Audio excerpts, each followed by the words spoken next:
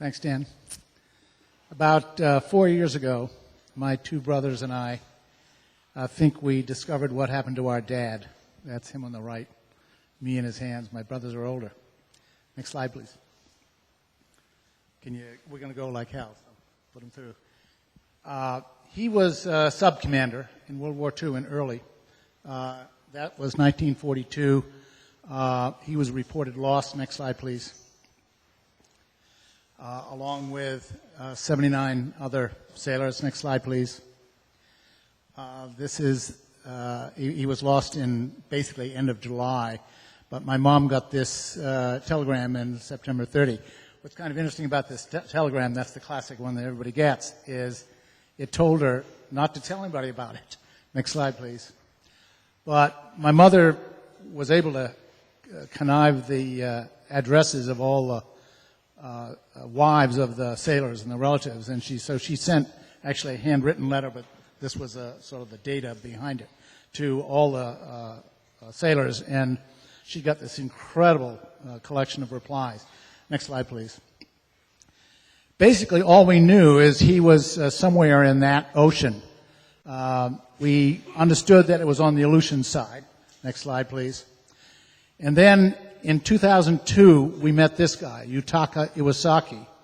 He had translated an article, next slide, please, in an obscure Japanese maritime journal. And that banner on the right-hand side says, "We sunk U.S. submarine." Next slide, please. That was the ship that sunk U.S. submarine. As you can see, it's pulled up on the beach there because, in fact, it was torpedoed. And the Grunion, my dad's sub, shot 6 torpedoes at that. The first one hit in the stern and stopped it dead in the water and so forth. The second 3 bounced off. Just a historical thing. There were problems with torpedoes in World War II. The fourth missed. Or the fifth or sixth, I guess. But the last one may, in fact, have sunk, the Grunion. Next slide, please. That story enabled us to pinpoint where it was. And basically, if you know about Alaska, Alaska is actually wider than the entire continental United States. Goes way down on the right, and of course goes over to Attu on the far left. And the next one in from Attu is Kiska. And that's where it was in early World War II. The Japanese occupied American lands, both the islands of Attu and Kiska. Next slide, please. And then in 2005, I heard a talk by Bob at a medical meeting. And then I went and chatted with him afterwards. And I said, "Hey, how's the technology now? I mean, can you find something? We don't know exactly where it is, like, within 1,000 square miles." And he said, "Well, you can, just take a while." And he came and talked to my brothers. Next slide, please. We also talked to Dave Gallo. Where are you, Dave? Are you here? Yeah. Hi, Dave. And next slide, please.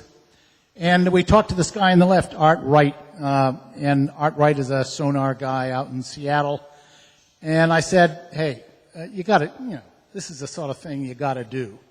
And so we did it. Next slide, please. That's a crab fisherman, and it goes out in the Aleutians. If any of you follow this thing, crab fishing is the most dangerous business in the world. And but it makes a nice platform, and that is actually the ship we use. The white container is the sonar shack that I showed you a picture of. Next slide, please. That's the Aleutians. It's kind of a Lord of the Rings type place. It's kind of weird, not many trees. Next slide, please.